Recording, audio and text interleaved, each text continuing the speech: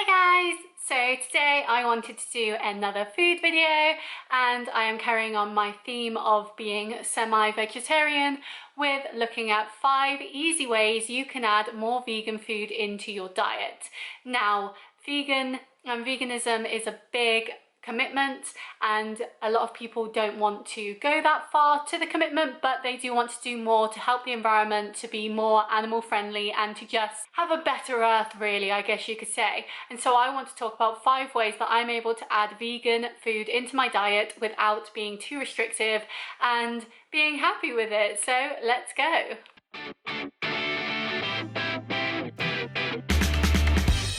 So the first one, which is a very easy substitute to add into your diet, is choosing vegan chocolate over normal chocolate. Now, a lot of dark chocolate is vegan. I shop in Asda and they do chocolate bars that are dark chocolate but also have other flavours within them. So they do mint versions, raspberry versions, coffee versions, lots of different types of yummy chocolate that isn't too dark as well. So for me, I don't really like dark chocolate, but this chocolate, because it's got a bit more to it and it's quite filling, if you will, so you don't eat too much of it, is a really good substitute. It's so tasty and it is all vegan. So these are the chocolates that I was talking about. These are the orange ones. I do also have some mint in my bedroom that I'm getting through at the moment, but as you can see by the little sign there, it is vegan and these are absolutely delicious. They are 52% cocoa, so they're not too dark as well, which I really appreciate. These ones taste amazing. They taste like orange. The mint ones are great too, but they have lots of different flavors depending on what you'd like. But yes, absolutely great substitute. For other types of vegan chocolate as well, Galaxy do it, so I've got their 2 smooth mints here, but they also do other flavors too. These are lovely. They're really tasty. I find with Galaxy it's very smooth, and so having these not be as creamy as the normal Galaxy is absolutely fine, because that is quite creamy. But these still taste absolutely amazing and they are vegan and gluten-free, so a great substitute for your normal Galaxy bars. And the last brand I want to talk about is Nomo. I think everyone in the vegan world knows about Nomo. These are delicious, so good, literally amazing. And if you're looking for a dupe, because these can be quite expensive, Sainsbury's have brought out their own vegan chocolate as well. They come in little bars. The little bars of milk and white vegan chocolate, which is incredible, are about 45p, and they do little bags of chocolate buttons as well, which are about 30p, so they're a great substitute if you don't want to spend the big bucks on official vegan chocolate. But I feel vegan chocolate is becoming more of a thing, and so if you are looking at ways to add more vegan food into your diet, that's definitely an area that you could go down. The next idea is use vegan cheese in cooked food. Now, why I say cooked food and not all food is I don't actually like vegan cheese. I find the taste a bit weird. I'm not a big fan of coconut, and a lot of the creamy substitutes in vegan food is coconut, unfortunately. And so for me, I can just taste the coconut and it's too much. But when I'm making pasta, I use vegan cheese because you can't really taste it with all the other components. Think about a spaghetti bolognese with corn mince and you have a tomatoey sauce and you add some vegan cheese on top. You're not actually going to taste it that much, and because it's with all the other flavors, it just all mixes together and tastes lovely. So for me, when I have, say, a cheese sandwich, I will still have dairy milk cheese, but for now, until I find a really good vegan cheese, I will use vegan cheese in my cooking because I'm less likely to taste it as explicitly as I would in a sandwich, and it also means I'm helping the cows live a better life, hopefully. I feel so bad for the animals. The next tip is, again, carrying on in the dairy section, to vegan milk. Now, I don't like dairy milk anyway. I'm not a big milk drinker, and so whenever I make my smoothies, whenever I make cereal, whenever I make anything like that, I choose vegan milk. I like soy milk. I know soy milk isn't a big thing for a lot of people. I have it sweetened, but you can get oat milk, you can get hazelnut, almond milk. So many different types of milk. Literally anything you could want, you've got out there, and it means that, again, you're helping the animals by not having to continuously have calves to produce said milk that you want to drink, and it's just tastes so good as well. Like, you can't really tell the difference, especially as I have it in my smoothies and my cereal. because I have a flavoured cereal like summer fruits or chocolate or anything like that, you can't really taste the milk anyway.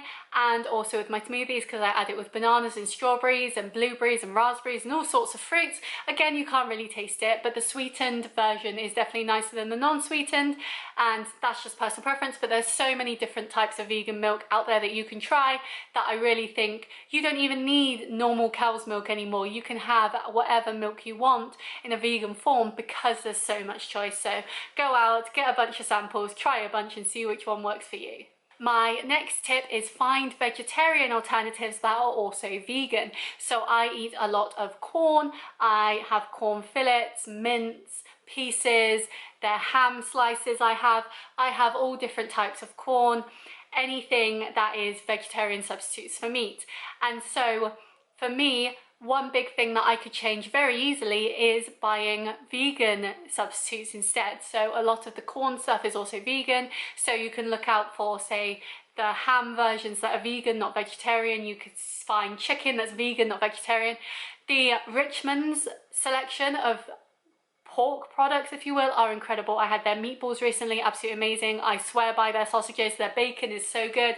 Like, there's so much choice out there now, and it's so easy for you to just look at the packet and think, is this a vegetarian substitute or is it a vegan substitute? And if it's a vegan substitute, that's even better because then no animals are harmed in it, rather than say that vegetarian substitute still having egg or milk or whatever in it. It's just little things like that that you probably won't know the difference, but the animal industry and the animal welfare will notice tenfold. And my final tip is choose restaurants that have good vegan options. Now, I recently went to Wagamama because they now do vegetarian chili squid, which is not a sentence I would ever say. They also do vegetarian beef ribs, but even though these are only vegetarian, they also have incredible vegan options too. There are so many. They have a whole section of their menu that's just dedicated to vegan food, and it is incredible. So these vegetarian chili squids were so good. They were mushrooms. They tasted like the normal squids but better. They were almost like mushroom onion rings. I will put a picture up here because I absolutely love them. And the thing I always get for my main, which I love because it's full of protein, real low calorie and vegan, is the Avant Garden, which I absolutely love. I'll put another picture up here. It even comes with a sriracha and coconut egg, and I don't really like coconut, as I've said, but it was so delicious. It was so good. I highly recommend that dish. But they have so many vegan options, from edamame to fried tender stem vegetables like broccoli, red pepper, asparagus, all that good stuff. They even do a vegan katsu curry now, which I know so many people love their katsu curries, and so to have a vegan option is absolutely fantastic. Like, literally, when you're going to these restaurants with your friends, your family, your partner, whoever, have a look at what vegan options they have and try and see if you can swindle your partner or whoever you're going with to choose a place that has more vegan options so you can eat vegan while you're out as well. I have constantly said I eat vegetarian when I'm at home, but when I eat out or I have someone cook for me, I don't want to be an inconvenience, so I will eat what they have on offer. But if a place has great vegan options on offer or vegetarian options, then go for those, because of course they're going to be incredible for the environment, for you and your health, and for the animals as well. But yes, I cannot recommend the Avant Garden enough. And yeah, there's just so many options, so always try and look at the menu before you go, see what options there are on there and what you would be willing to eat that is vegetarian or vegan in terms of this list. But yeah, that's my top 5 pieces of advice on adding more vegan food into your diet. As you can see, it doesn't have to be an overhaul of everything that you like and enjoy, but making little substitutes on things that don't matter as much as, say, big things that you love can make all the difference to the environment, to the world that we're on, and to the animals that we live with. Because at the end of the day, for me as a vegetarian, those elements are the most important. I'm not doing it for the hype, I'm not doing it for myself, I'm doing it for the environment and for the animals, because I don't think it's fair that I eat animals and then have pets that are exactly the same but I don't eat them. So yeah, I hope you enjoyed this video. I hope it wasn't too ranty, but yes, I've got plenty of other vegetarian, vegan videos which I will link up here. And yes, I hope you enjoyed. Please like and subscribe if you did. Let me know your top tips on adding more vegan food into your diet, and I will see you next time. Bye!